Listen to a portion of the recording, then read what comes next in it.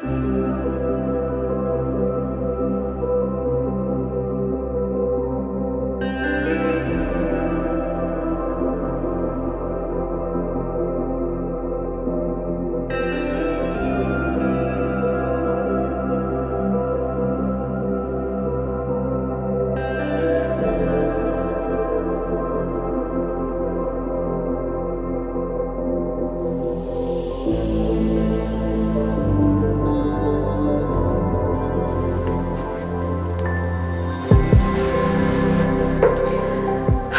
don't know what I've done. Hey guys, welcome to what I'm calling my autumn TBR.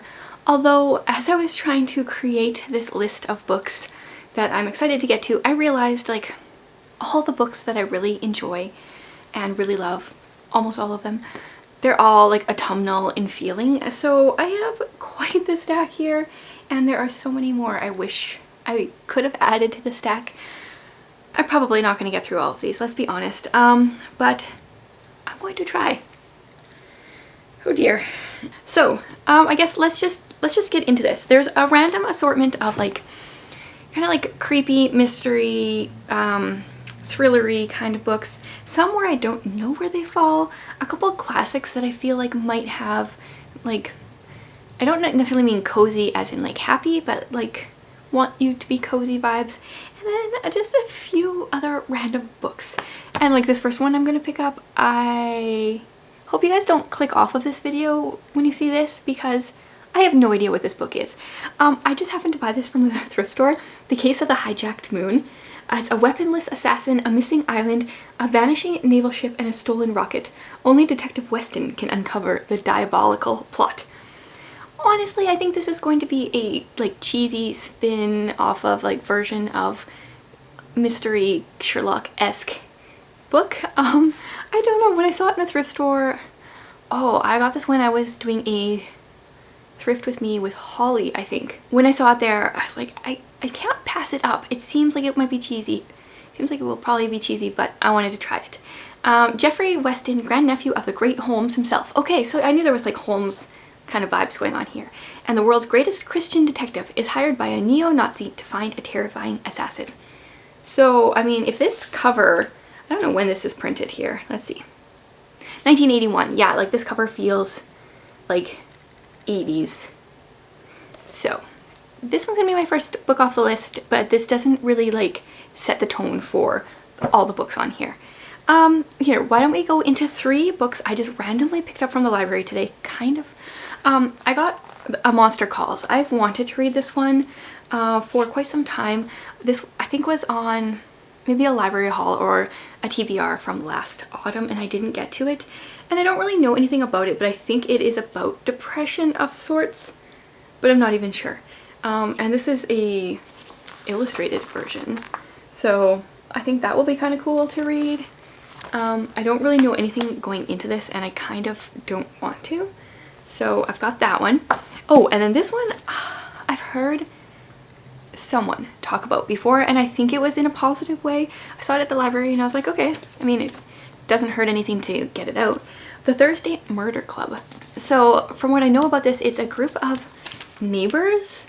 Oh, it's a retirement village. 4 unlikely friends meet weekly in the Jigsaw Room to discuss unsolved crimes. Together, they call themselves the Thursday Murder Club. Now, if that doesn't sound like a very fun way to spend your retirement years, I don't know what does. I read a little bit about, I don't even know what this is. This is kind of like a prologue, maybe. I read this in the library and it sounded very interesting. So I'm just going to read this tiny little blurb. It says, killing someone is easy. Hiding the body now, that's usually the hard part. That's how you get caught. I was lucky enough to stumble upon the right place, though. The perfect place, really. I come back from time to time just to make sure everything is still safe and sound. It always is, and I suppose it always will be. Sometimes I'll have a cigarette, which I know I shouldn't, but it's my only vice. So I don't know how that really plays into it. Maybe this is one of the people they catch. I'm not sure, but this one sounded really interesting. And then the last one I just got from the library is Hairpin Bridge. This is a Taylor Adams book, and I don't actually really I read the first little paragraph. 3 months ago, Lena's estranged twin sister, Cambry, drove to a remote bridge 70 miles south outside of Missoula, Montana, and jumped 200 feet to her death. At least that is the official police version, but she isn't buying it. So I read No Exit last November, and it was gruesome. Like, I skimmed over some of those parts, but the like psychology kind of behind that book really intrigued me. So I'm very curious to try another one of his books. Okay, now onto the like stack of books that I own. We've got a classic. We got kind of like a couple classics actually coming up here. This is Shirley by Charlotte Bronte. It's been a while since I read a Bronte book, and I am kind of torn on their books, but I thought I would give this one a try, and just the cover, the colors on the cover kind of make me think of fall, so figured I would try this one. I have no idea what it's about. It's written immediately after Jane Eyre. It's a novel of wider sweep and scope. I didn't love Jane Eyre, but we'll give this one a try. And then I've got a poetry book. This is the poetry of William Wordsworth. I don't know, judging from this cover, it feels more like a kind of like spring poetry collection, but I don't know, I just thought this might be a fun time to read some poetry. So I want to be reading more poetry. I want to enjoy some good poets, so I got that one out. And then I want to continue with the Anne series. So I'm currently reading Anne of the Island, and so next is Anne of Windy Poplars. I just love the whole Anne series, and I love reading them slowly and just like immersing myself in this world. And so I kind of want to continue this like all fall, winter long. So there's that one. Then here is a classic that I don't know if I'm going to really like, but I want to read. I'm trying with classics, you guys. I don't have a good track record, but I'm going to try Dracula. At first, I thought like this would be a book I would never read, but then some people whose opinions I feel like I trust say they like Dracula, so I was like, well, maybe I'll give it a try. It's pretty big for a classic. I mean, the margins are also large in this edition, so I don't know, hopefully it's a good read. I don't really know what to expect. I'm not really a vampire kind of person, but it's a classic that I want to read. Okay, and then this one is pretty light. I figured after I started picking some of these books, I was like, I need some lighter stuff. So I got Ali Carter's Heist Society on here, and this is about a girl who's like been trained from a young age to be a con artist and thief, and at the age of 15 she planned a con of her own, scamming her way into the best boarding school in the country, determined to leave the family business behind. And I enjoyed the one book that I read of Ali Carter's. It was in the, it's called I'd Tell You I'd Love You, But Then I'd Have to Kill You. Gallagher Girls Mystery Series is about a girl spy school. And I really enjoyed her Winterborn middle grade series, so I wanted to give this one a try and felt like it might be just like a lighter book after some of these other ones. Then I've got two Agatha Christie here. I've got The Secret Adversary. This one was on my TBR cart. I'm going to put it back on there because I really want to get to it this fall. This is the first in the Tommy and Tuppence detective series. I haven't read any of those books yet, so I thought this might be a good time to start reading these books. And then another one that was on my cart is Ordeal by Innocence. I think this is a pro... No, it is not. It's just one of Agatha Christie's favorites. So, I don't know. I just want to read all the Agatha Christie. There's not really like a whole lot of rhyme or reason why I'm picking those ones. And then this one I wanted to read last fall and didn't get to, and I'm for sure reading it this one. This Present Darkness. This is the first in like a duology by Frank Peretti. The other one is the called Piercing the Darkness, and it is pretty much shows the spiritual side of like Christian life and the power of prayer. And yeah, so I read these in high school, so that would be, it was probably about 20 years ago that I read these books, and I feel like it's about time that I reread them. Last fall I reread The Oath, and that book like held up. I think I enjoyed it as much that read through as I did when I first read it, and kind of just like want to reread that one again too. But I'll try to do this series. So I'm going to do This Present Darkness, and then if I have some time and want to fit it in, then I'm also going to do Piercing the Darkness as well.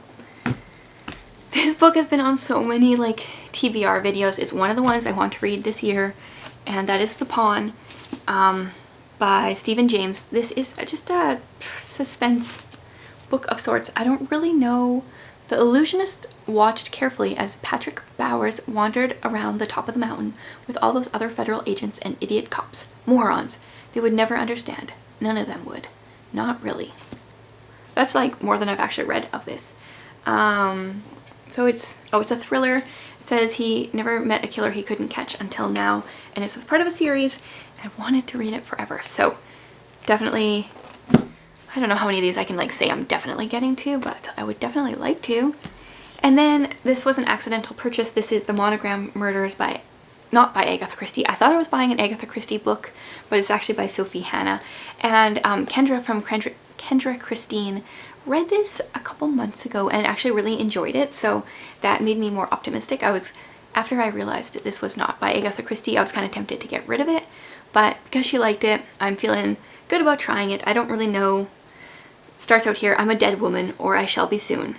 Okay, so it does have Poirot's quiet supper in a London coffee house is interrupted when a young woman confides to him that she's about to be murdered. Okay, so she just probably picks up with the characters. That's kind of cool.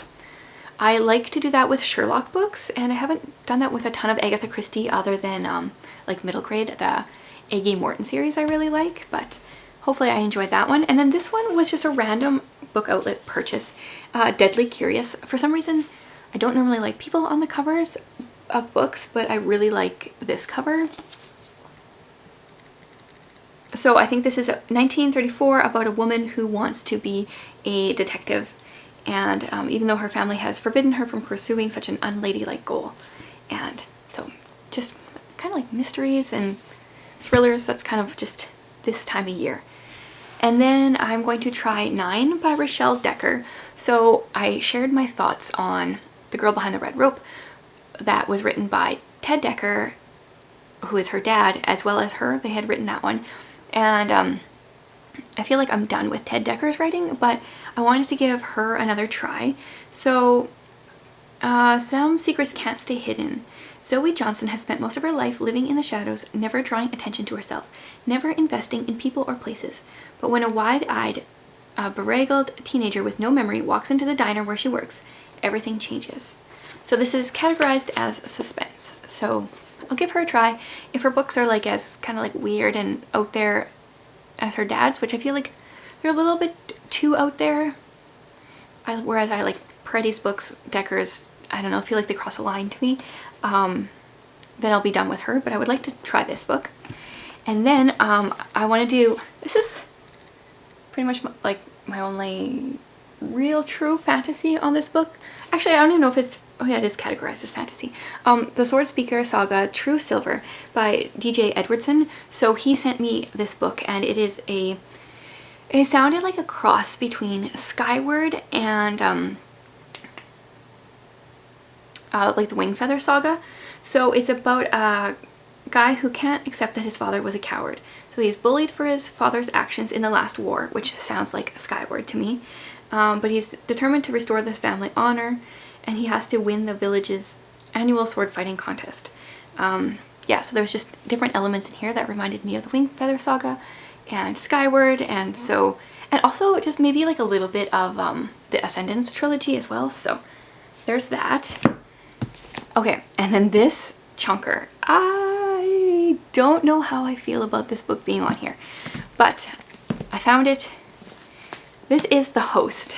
So last year when I did my autumn book recommendations video, I asked you guys for recommendations, and I think The Host was probably like the #1 recommended book.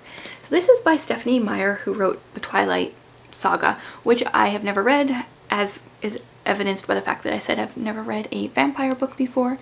I don't really know what this is. I happened to find it, I think, in a little free library or something.